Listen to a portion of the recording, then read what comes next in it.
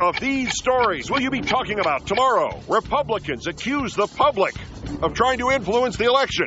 They accuse Democrats of trying to seize power by legitimate means. The giving of $200 or less to the Obama campaign is a secret donation, says campaign manager Rick Davis. The total donation of $150 million in September by American citizens is an attempt to buy the election.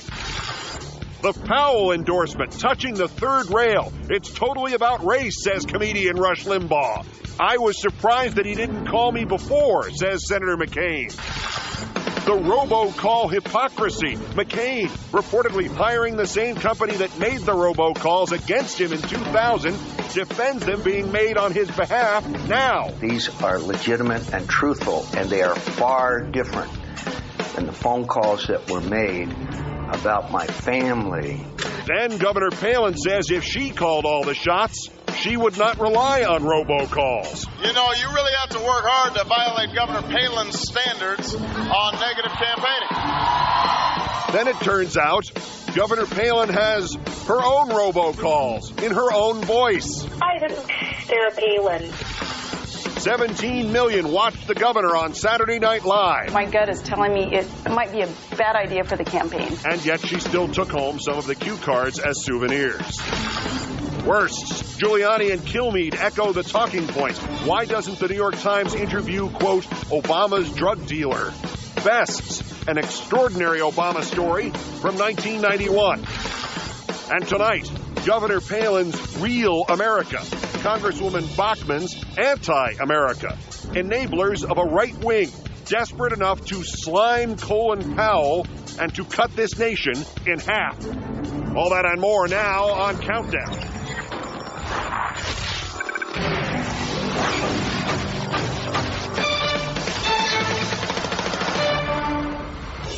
Good evening. This is Monday, October 20th, 15 days until the 2008 presidential election. If you have given less than $200 to the Obama campaign, McCain campaign manager Rick Davis is insinuating there could be something sinister about your donation. Senator McCain himself calls it scandalous. And if you believe we have not yet heard the last of the Reverend Jeremiah Wright, Mr. Davis today hinting, if not threatening, that the Republicans are rethinking their position on playing the right card in the waning days of this election.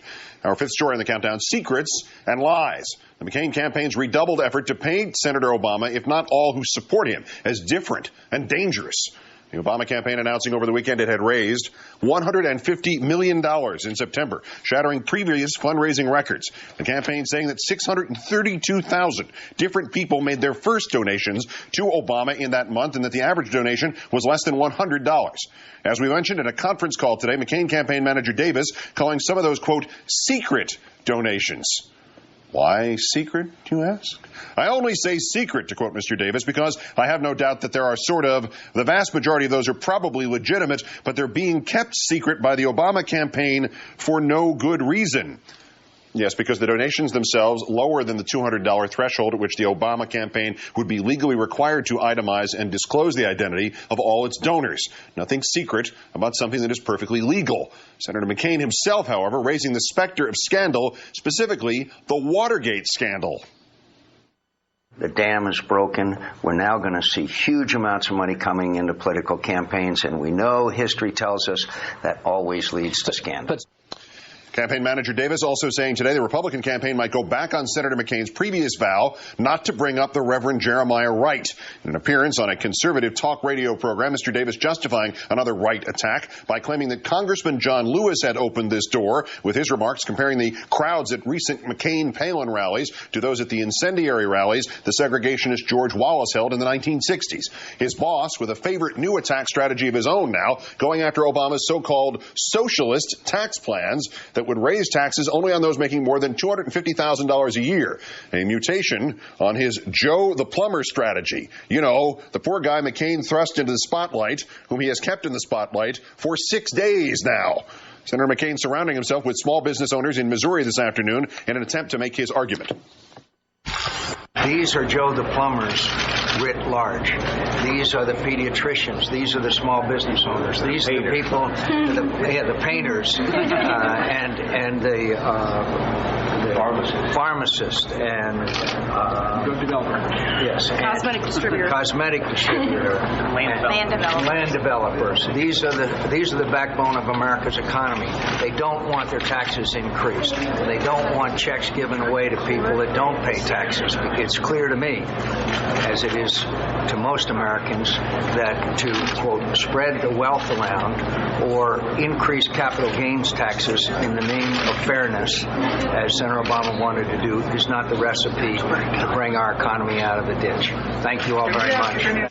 In Florida, where early voting started today, Senator Obama introduced in Tampa by players from the newly World Series-bound Miracle Tampa Bay Rays. And Senator Clinton joining Obama tonight in Orlando, giving his campaign a new slogan while she was at it. Contrary to the Republicans, we have a new slogan for our campaign as the Democrats move toward victory. It is jobs, baby, jobs. That's what we're for. The crowd liking her refrain so much, 20 minutes later, they chanted it of their own accord. Senator Clinton also reminding them that she knows a thing or two about Democratic presidents. We know that Democrats will be able to begin to turn this economy around. A Democratic president did it before, and a Democratic president will do it again. Let's turn now to our own Richard Wolff, also, of course, senior White House correspondent for Newsweek magazine. Richard, good evening. Good evening, Keith. I'm trying to understand the secrecy and the sinister nature about average Americans of more modest means buying their way into this democratic process with honest money. I mean, how is accusing American voters who are averaging, it's $86 since the campaign began, $86 per contribution. How is accusing them of stealing the election supposed to get them to vote for you and not the guy they are already given the money to? Well, there's nothing sinister about small donations unless you think the internet is a secret connection of tubes. The important thing here is that both campaigns have had problems with donors who aren't giving full information among these small, huge numbers of small donations. The real issue here is that the McCain campaign is being outspent something like 3 or 4 to 1. Of course, that would make anyone upset. But the participation angle is something to be welcomed. And what's interesting about McCain's performance over the weekend was that he said there needed to be legislation brought in to correct this problem. And that's a fascinating response from a conservative, someone who believes in small government, who thinks the other side are the ones that reach for big government every time there's a problem. So the response to this is I think, more tactical than one of policy. Spread the wealth, which he keeps shouting as a mantra of sorts. It's obviously an amazing oversimplification of the Democrats' economic message. But if you took it just on face value, why does John McCain think that is some sort of invocation of the devil? I mean, the investor economy just collapsed on top of working people. Why would the working people get angry over the phrase, spread the wealth? Well, you can have a debate about the context of the comments, and Obama's campaign clearly says that this was about spreading the wealth, the economic wealth. It wasn't about taxes as such. It was making sure the economy worked for everyone. But even if you hypothesize that this was about taxes, you have to understand we have a progressive tax system where wealthy people pay more tax. And unless you are a flat taxer, which we don't think the McCain campaign is, then there's nothing wrong with the idea of wealthy people paying more tax. It's been established as part of Western values for many, many decades now. The phrase Barack the Socialist, is anybody buying that, or is the whole point of it just to say Barack as many times as possible instead of Obama or Senator Obama? Oh, no, I think they're trying to make this socialist tactic. You know, when I first heard it, I thought this was part of McCain's sort of North Vietnamese communist joke. But, you know, anyone who knows about socialism, and McCain has clearly studied communism and socialism for a long time, knows that this is ridiculous. There is nothing even faintly socialist about Obama's policy prescriptions, just as there is nothing socialist about the Bush administration extending government to, I don't know, Medicare prescription drugs. You know, there is these lines don't make any sense anymore when you have a Republican administration in Congress voting to extend big government. And last point, the Rick Davis threat of using Jeremiah Wright, is it just a threat, or are they going to do it? I think they will get some surrogates, outside groups to do it, but the shock value is gone, and frankly, it's more shocking when you see Colin Powell or even a neocon like Ken Edelman, the man who said it would be a cakewalk in Iraq, say they're going to vote for Barack Obama. That's more shocking right now. Richard Wolff of MSNBC and Newsweek, great thanks. Thank you, Keith. And thanks for introducing our next topic to the endorsement of former Secretary of State Powell, then. Pervasive in its breadth, precise in its language, startling perhaps in its provenance, particularly considering that Mr. Powell has known Senator McCain for 25 years and views him as, quote, a beloved friend and colleague. Like McCain, Powell is a Vietnam vet. He originally supported McCain in his presidential bid in 2000, but yesterday, Powell said that on the final exam of the economic crisis, McCain was a little unsure and didn't have a complete grasp. Powell was also concerned with the selection of Governor Palin. I don't believe she's ready to be president of the United States. But the retired four-star general called Senator Obama, quote, a transformational figure who displayed a steadiness, an intellectual curiosity, a depth of knowledge. And also in not just jumping in and changing every day, but showing intellectual vigor. I think that he has a definitive way of doing business that would serve us well. He's crossing lines, ethnic lines, racial lines, generational lines. He's thinking about all villages have values, all towns have values, not just small towns have values. As suggested by those last few words, notably, Secretary Powell did not stop there.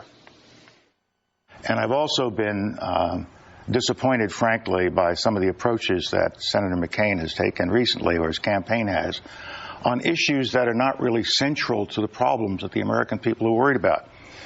This Bill Ayers situation that's been going on for weeks became something of a central point of the campaign. But Mr. McCain says that he's a washed-out terrorist, but then why do we keep talking about him? What they're trying to connect him to is some kind of terrorist feelings, and I think that's inappropriate.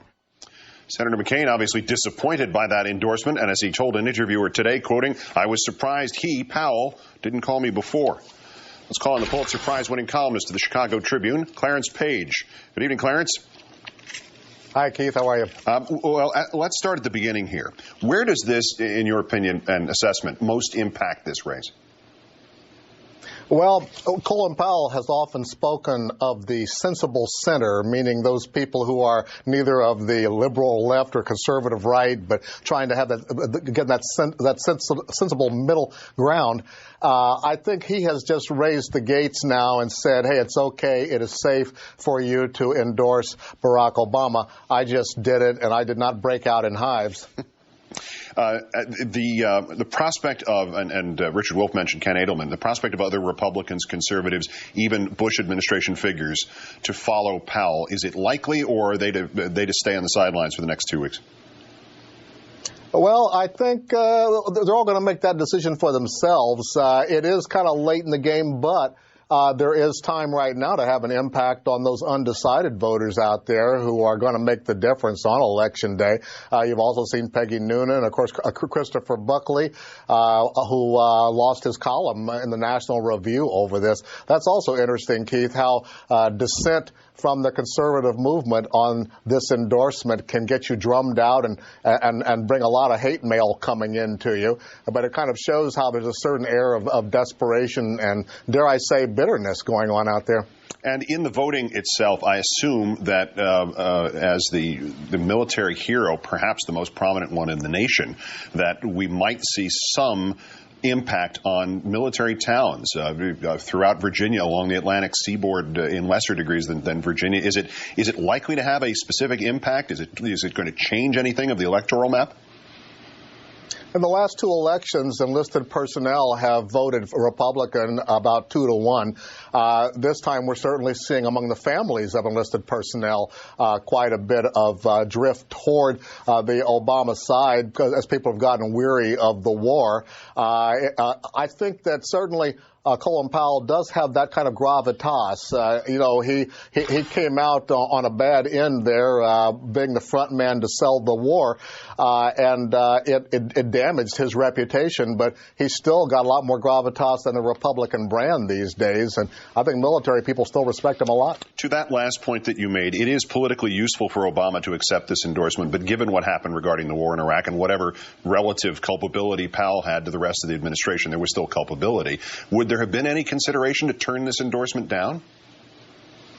I don't think so any more than Colin Powell would hear critics like me say, well, you ought to resign to really show your disgust over how you were treated. But he's not a quitter.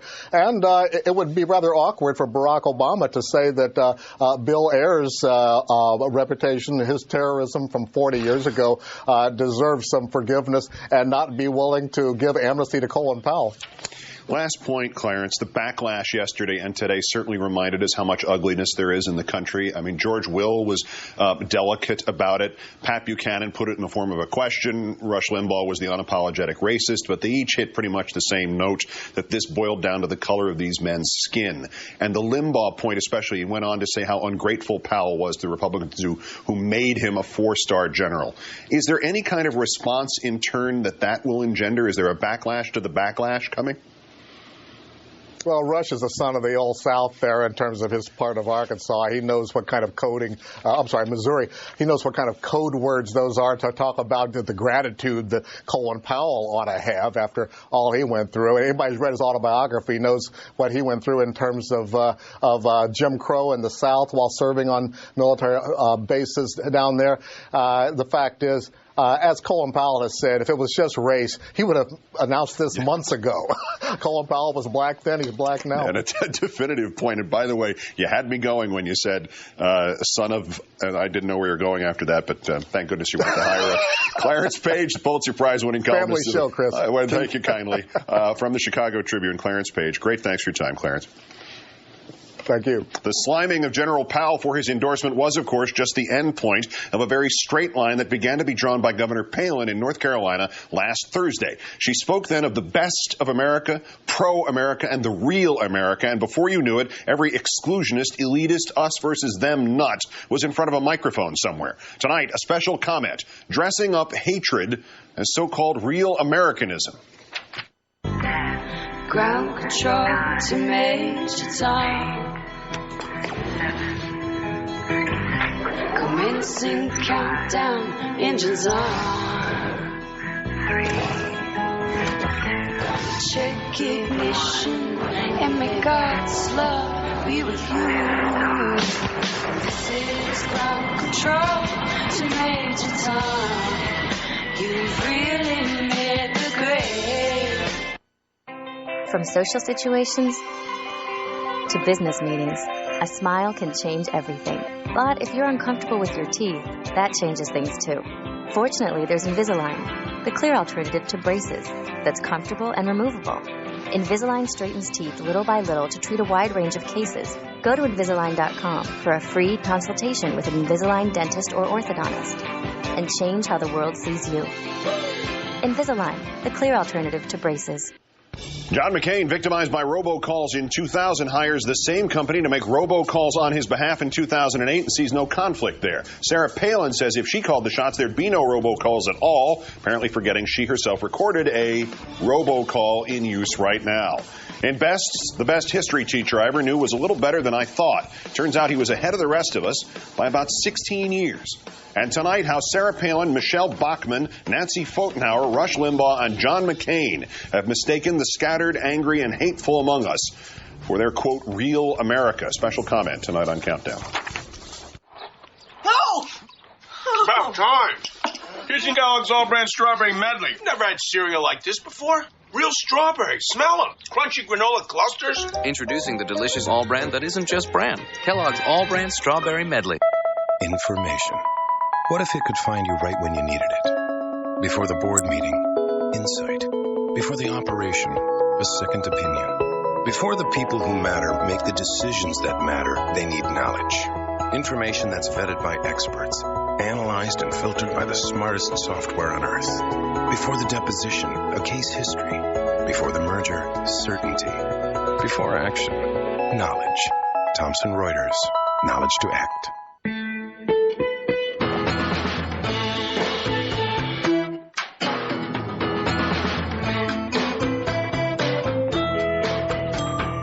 Everything you need to stay balanced on long trips. Residence Inn.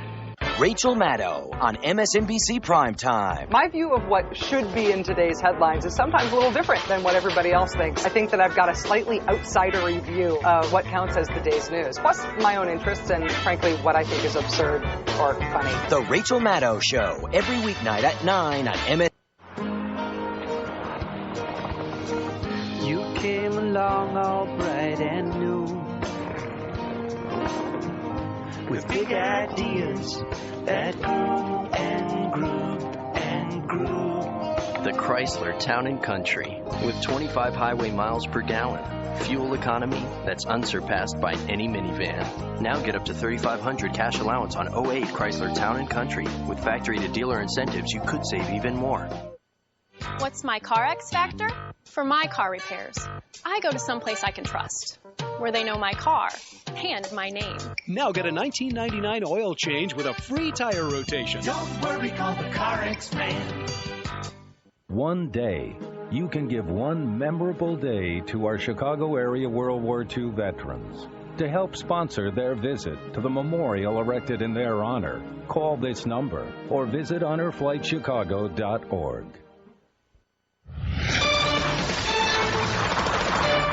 Not easy for me to say this, and I would not advise it unless the situation did not call for it, but if the phone rings during this segment, answer it.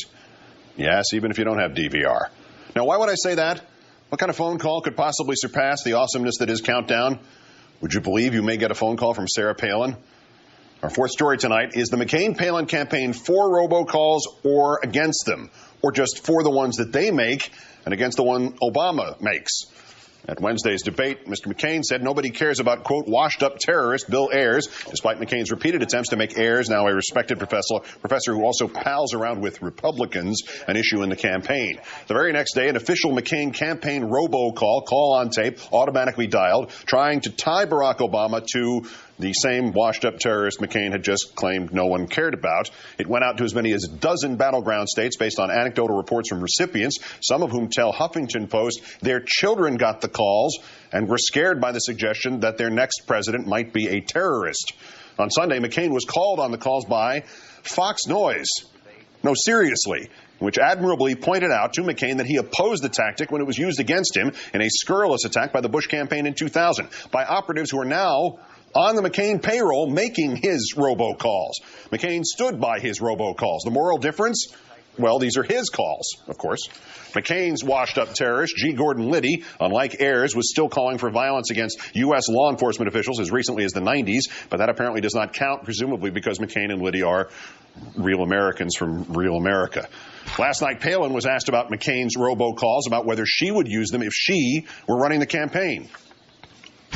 If I could wave a magic wand, I would be sitting at a kitchen table with more and more Americans, talking to them about our plan to get the economy back on track and winning the war, and not having to rely on the old conventional ways of campaigning that includes those robocalls. In terms of Americans' attention span, they get a bit irritated with just being inundated. And you're seeing a lot of that, of course, with the huge amounts of money that Barack Obama is able to spend on these ads and on his robocalls also. Several senators, Republican senators, have said that the McCain campaign should end the robocalls. Do you think the same thing? I'm not calling for an end to the robocalls, no. Despite saying she would not use them, despite calling them irritating to Americans, the McCain campaign today insisted that Palin's refusal to call on McCain to stop using them indicates she was not condemning them, and that Obama was wrong in how he characterized her remarks at one of his events today. We've seen it before, and we're seeing it again. Ugly phone calls, misleading mail, misleading TV ads, careless, outrageous comments, all aimed at keeping us from working together, all aimed at stopping change. It's getting so bad that even Senator McCain's running mate denounced his tactics last night. You know, you really have to work hard to violate Governor Palin's standards on negative campaigning. Of course, the McCain campaign is right in that Palin did not denounce the calls for their negativity. She just didn't like robocalls, period. Which leaves us wondering if she just doesn't like robocalls. Then what the hell is this new robocall? Hi, this is Sarah Palin. One of our local campaign volunteers just called you, and I wanted to follow up and ask for your support. You know, our opponents may talk a lot, They haven't done much listening. John McCain and I know our country is hurting, and we know how to turn it around. We'll get our economy back on track. We'll cut your taxes and lower prices at the pump and at the grocery store. John McCain and I are the Mavericks who will reform Washington, Wall Street, and all the wasteful government in between. I hope John McCain and I can count on on November 4th. We won't let you down. Is it not the wonder of the age that you can be told the other candidates may talk a lot, but they haven't done much listening, by a pre-recorded voice that cannot possibly listen? There's acting, and then there's reality in lieu of acting, not a warm and fuzzy moment between Palin real and Palin faux, so we are told.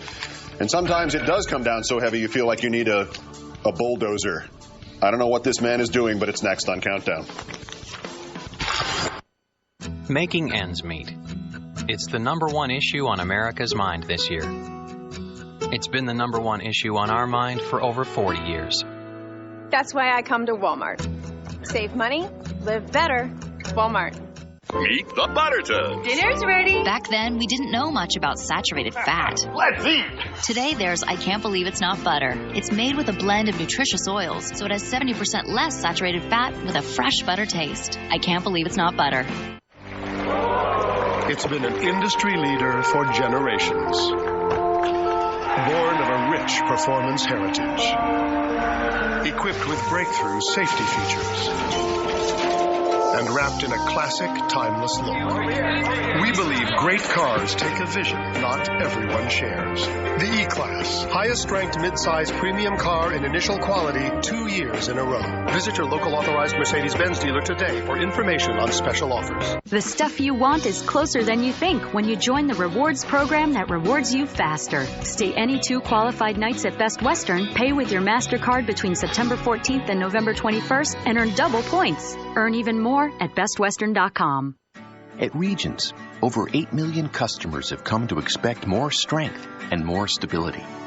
And across 16 states, those customers are taking advantage of great rates and innovative new products like Life Green Checking and Savings to see their money grow. If you're a Regions customer, we thank you for your business. If not, there's never been a better time to give us a try. Regions, it's time to expect more peace of mind. 2 ways to fight high gas prices. 1, combine shopping trips. 2, save money when you get there. That's why I come to Walmart. Save money, live better. Wow, this is weird. It's like a really obvious metaphor for Comcast high-speed internet, which is so much faster than DSL for the phone company. It's like a dream. Let's do it again, Bill. Bill? Carolyn! We still have DSL, right? You had the bad dream again, didn't you? Yeah, but this time she was blonde.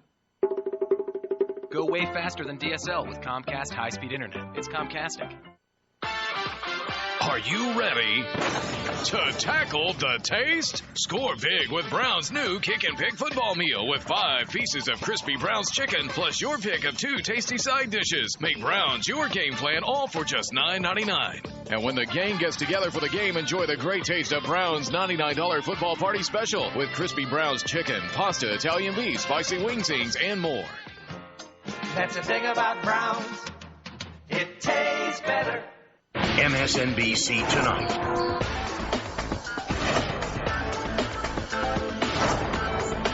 Tonight on MSNBC. It's on. The biggest election of our lifetime. One of the epic moments of American political history.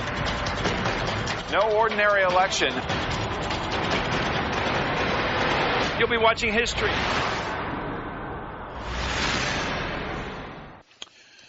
Bests in a moment and more of the remarkable life of Walter Schneller. First on this date in 1889, some say 1882, was born Margaret Dumont, stage actress from 1907 on. In 1929, she was cast in a movie with 4 vaudevillians who called themselves the Marx Brothers.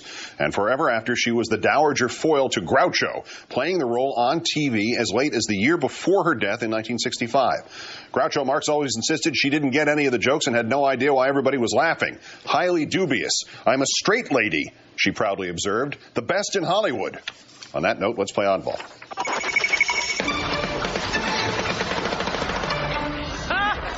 We begin in Hamilton, Ontario, where a candidate is testing his latest creepy robocall. Hello. Do you want to play a game? No. You think it's over, but the games have just begun. Well, it's the same effect as a robocall from America. It's a marketing ploy for the new horror movie Saw 5. Kiddies get to go to the movie's website, enter their pal's phone number, and the friend gets a scary voicemail from Freddie or Jason or whoever it is.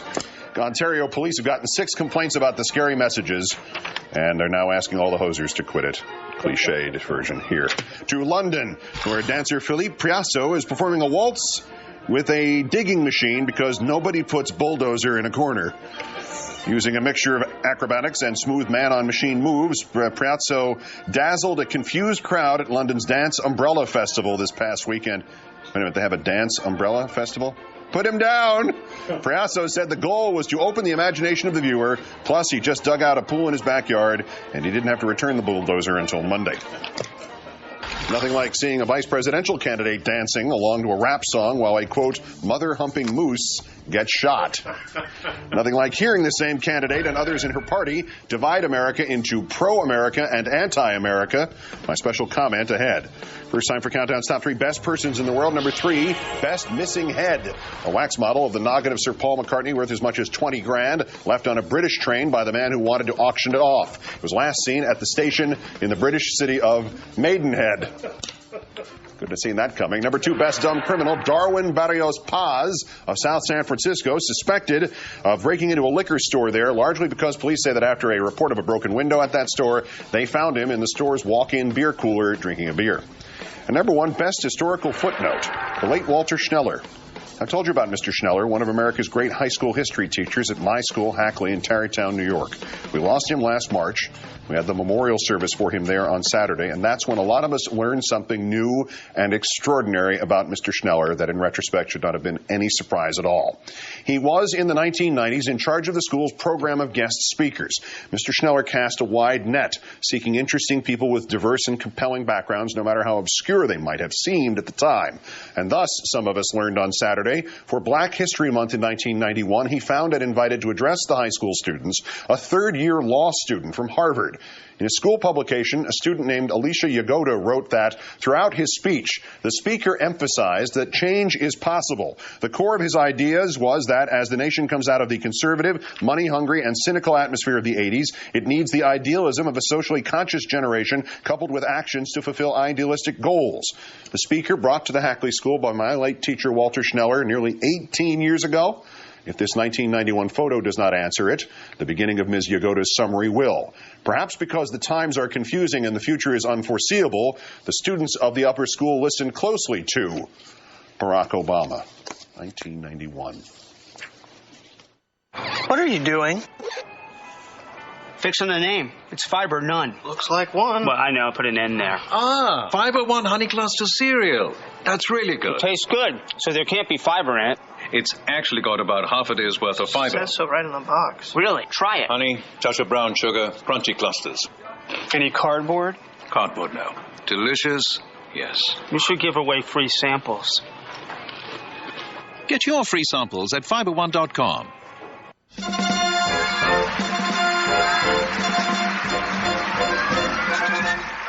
It's a national treasure, America's favorite holiday entertainment tradition. Now, for the very first time, this legendary show is available to everyone on DVD. Day of Christmas, my true love gave to me. Presenting the Radio City Christmas Spectacular in a 75th year celebration, starring the world-famous Rockettes. It's Christmas time again. We're always happy. You'll have a front row seat for all the breathtaking precision, the show-stopping effects, and the heartwarming holiday magic that's made this show a favorite for families around the world. Get the Radio City Christmas Spectacular, plus a bonus DVD, Diamond at the Rock, a behind-the-scenes look at 75 years of wonder at Radio City Music Hall for just $29.99. New York at Christmas. But wait, call with your credit card and you'll get an extra $10 off. That's more than 2 full hours of once-in-a-lifetime performances for just $19.99. There's an energy that you're And there's more. Call in the next 10 minutes and get this exclusive limited edition holiday ornament free. From Times Square to the North Pole, from Central Park to a little town called Bethlehem, these DVDs are guaranteed to bring the gift of Christmas into your home for years to come. Get the Radio City Christmas Spectacular, plus Diamond at the Rock. 2 DVDs for just $19.99, plus this limited edition holiday ornament free. Don't wait. Call now. Call 1-800-540-0945 to order Radio City Christmas Spectacular on 2 DVDs for just $19.99 plus shipping and handling when you use your credit card. Call now or order online at timelife.com/Radio City.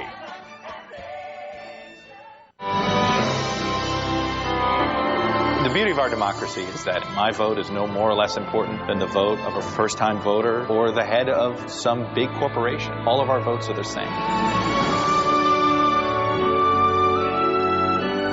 MSNBC, the place for politics.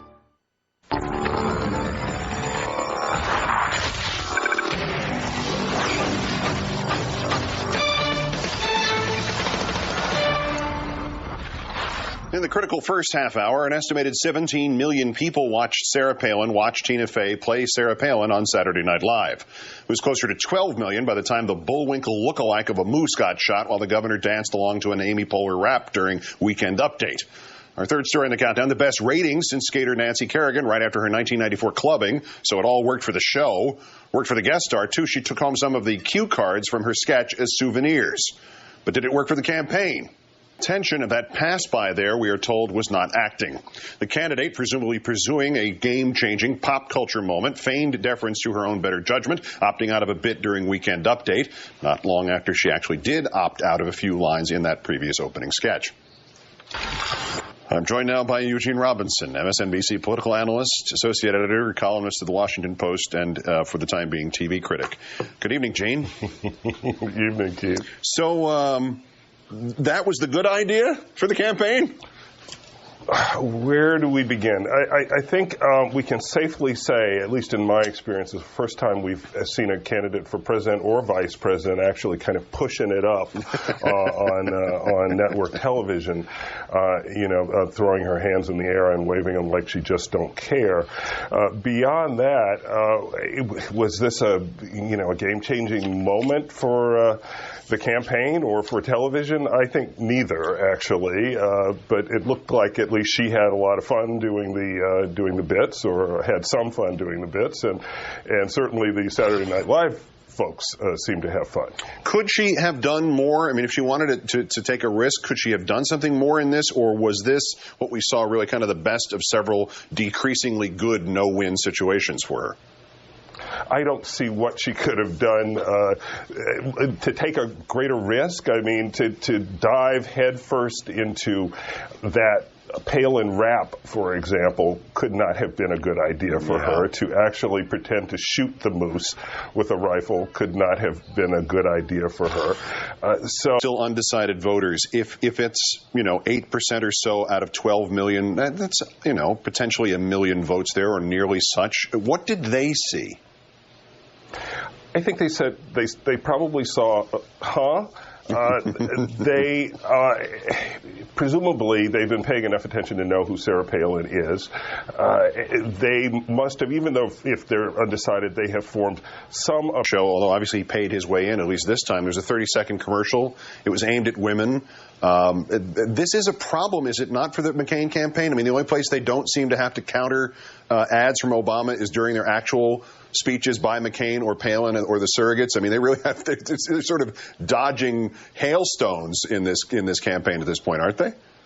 On what show does Obama not have a presence in the form of ads? It's really extraordinary. I was at my folks' house down in South Carolina a week or so ago. South Carolina, reddest of red states, not a state Barack Obama is going to carry in his dreams, yet it seemed every couple of minutes or so there was a Barack Obama ad on the air. And why? I guess because he can. Yep. And we're gonna see more of it. I mean, we've got a couple of weeks left. I think we're going to see another 10 jillion ads. And regarding Saturday Night Live, expect in those weeks left an Obama presence again and a McCain presence. Palin presence. We'll see where it turns out specifically. But Gene Robinson of MSNBC and the Washington Post, as always, thanks to you, Gene. Good to be here, Keith. At least the governor said nothing about the real America during the show. Her remarks about that elsewhere set off a terrible 5 days of violent and troubling rhetoric. A special comment tonight.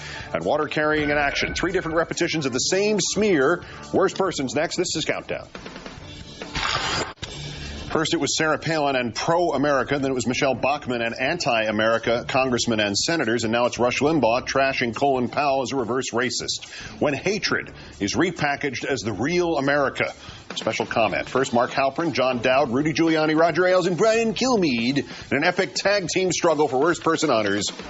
That's next. This is Countdown. Breaking news at this hour that Senator Barack Obama has canceled his campaign events for Thursday and Friday of this week to travel to Hawaii so he can be at the bedside of his grandmother, who has recently been taken out of the hospital and whose health has reported to have been taken recently a turn for the worse. That would be Madeline Dunham, the 86-year-old grandmother of Barack Obama.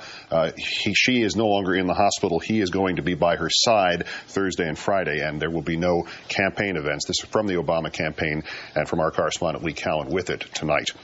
The weekend of pro-America and anti-America. Tonight's special comment. Sarah Palin, Michelle Bachmann, and the sliming of Colin Powell for putting, forgive the phrase, country first.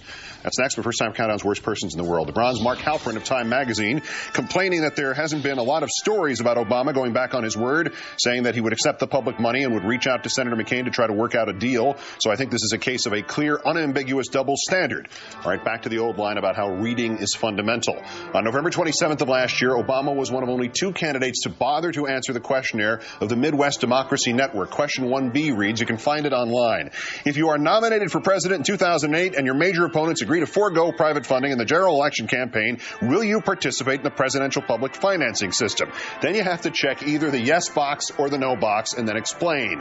Obama checked yes, then gave an extremely long and kind of self-serving answer about his history of advocating public finances, which concluded, if I am the Democratic nominee, I will aggressively pursue an agreement with the Republican nominee to preserve a publicly financed general election. So what that is a series of if-then statements leading to only this promise that he'd pursue an agreement. There's no going back on any word here, and anybody telling you otherwise is deliberately cherry-picking that document to serve a political cause. A 3-way tie tonight for the silver. John Dowd, Cindy McCain's attorney, writing to the New York Times after its profile of her and mentioning her past prescription drug abuse. Quote, you've not tried to find Barack Obama's drug dealer that he wrote about in his book. Brian Kilmeade of Fix News. Why not try to find that drug dealer? Rudy Giuliani on Fix News. God forbid somebody should do some reporting on Barack Obama's use of drugs. Way to execute the talking points, boys. But hello, you guys own enough reporters. Hop to it. But our winner, Roger Ailes of Fox News, who was going into the Broadcasting and Cable Hall of Fame, presumably near the bust of the guy who made the commercials louder than the actual shows. Anyway, the official bio for his introduction program, he's quoted in this as saying, everybody knew Russert was a liberal Democrat, and everybody knows Brokaw is a liberal Democrat, but they didn't let that get in the way of their questions, their reporting. They didn't get their ego out in front of the story. I have enormous respect for people who do that. Ailes, of course, never hired anybody like that at Fox, never practiced it himself, but he has enormous respect for people who do. Roger, do as I respect, not as I do Ailes, today's worst person in the world.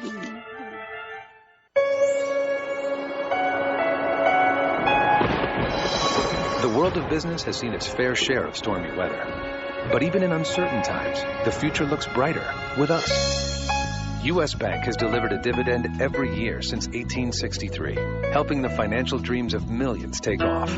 With our prudent approach to banking, our strong balance sheet and capital position, imagine to what heights we can take your business.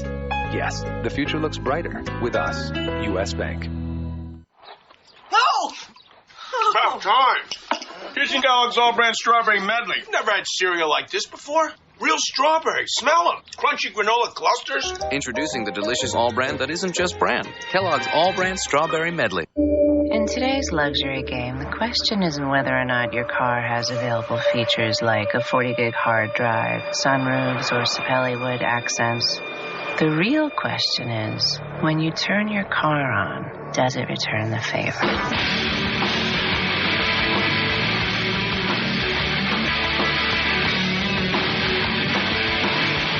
Visit your local Cadillac dealer for this attractive offer. With a variable annuity from AXA Equitable, you can turn your 401k balance into guaranteed income for life. But what do I know? I'm just the 800-pound gorilla in the room.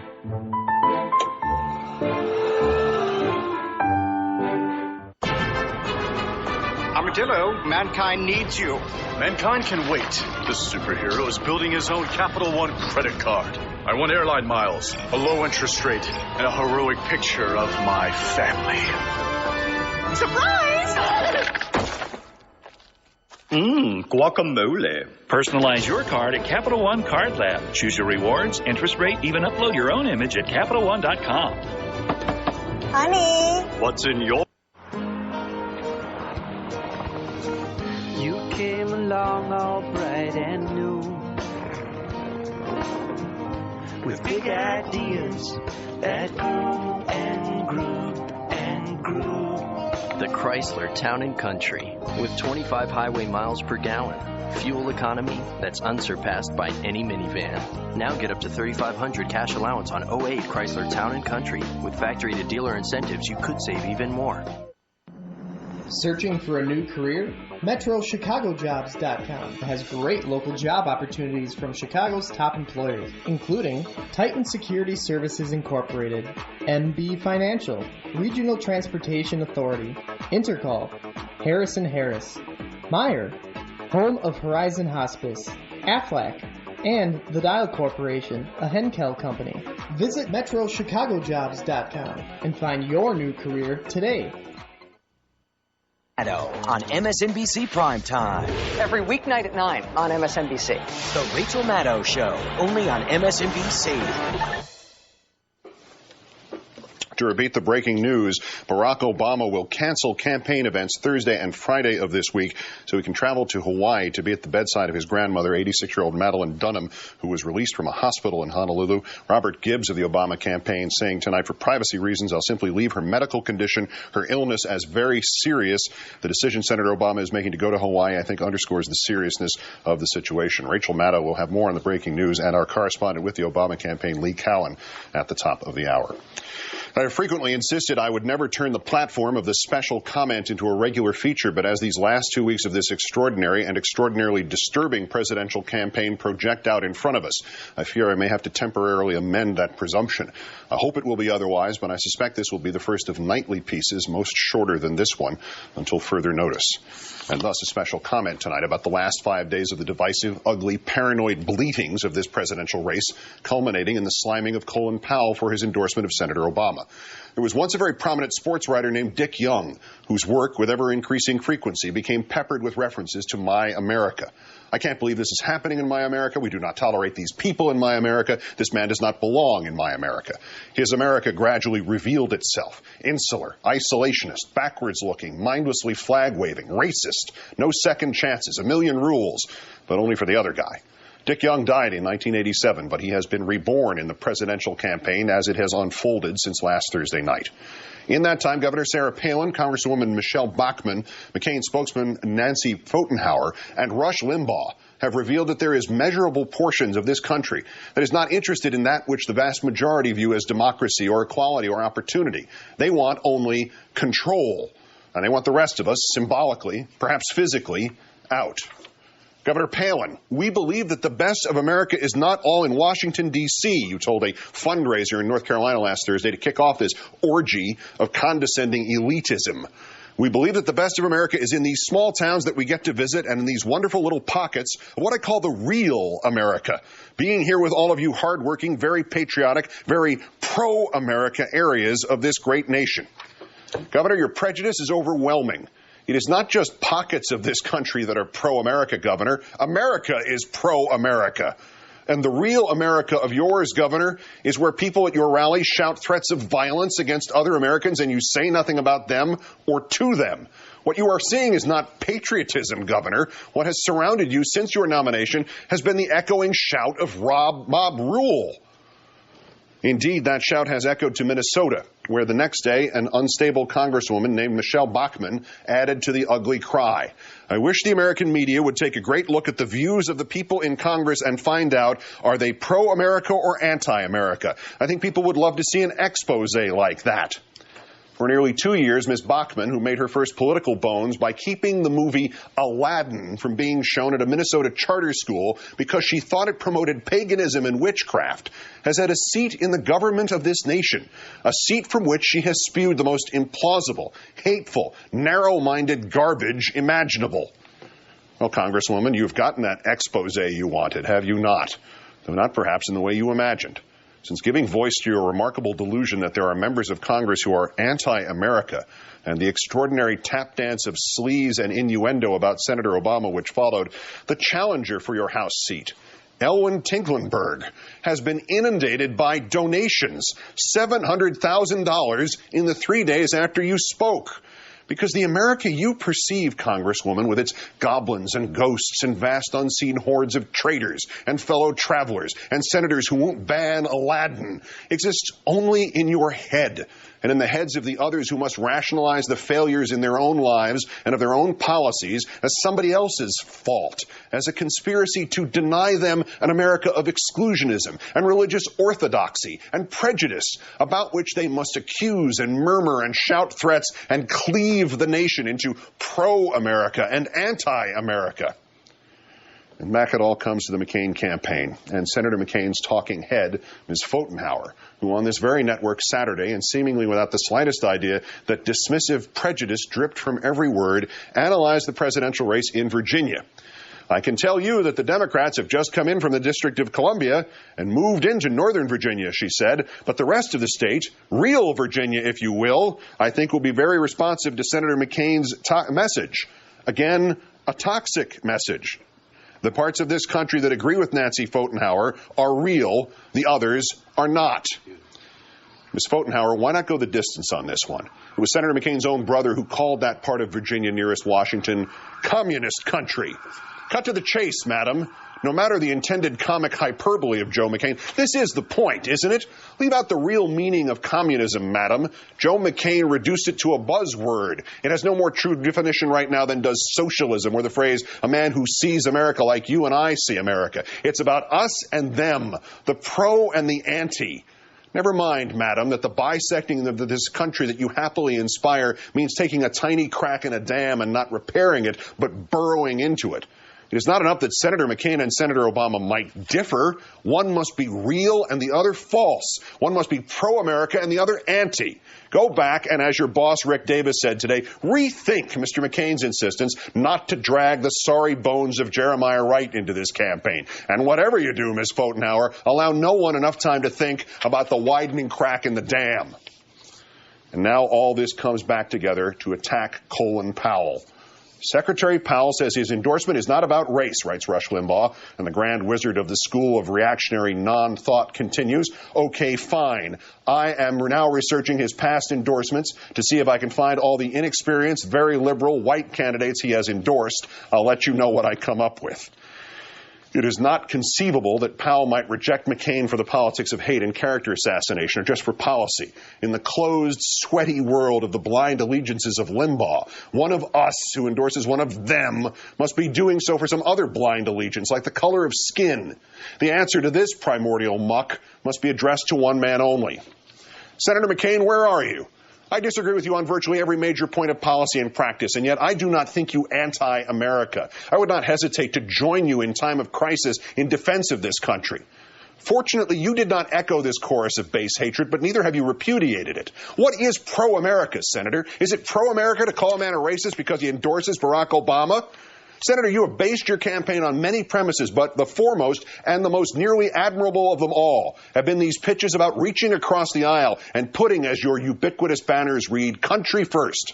So when Colin Powell endorses your opponent, you say nothing as your supporters and proxies paint him in this anti-America frame and place him in Governor Palin's unreal America? Senator McCain, did not General Powell just reach across the aisle? Did he not in his own mind at least put country first? Is it not your responsibility, Senator, to, if not applaud, then at least quiet those in your half of our fractured political equation? Is it not your responsibility, Senator, to say enough to Republican smears without end? Is it not your responsibility, Senator, to insist that win or lose, you will not be party to a campaign that devolves into hatred and prejudice and divisiveness? And Senator McCain, if it is not your responsibility, whose is it? Let's count down for this, the 2,000th day since the declaration of mission accomplished in Iraq. I'm Keith Olbermann. Good night and good luck.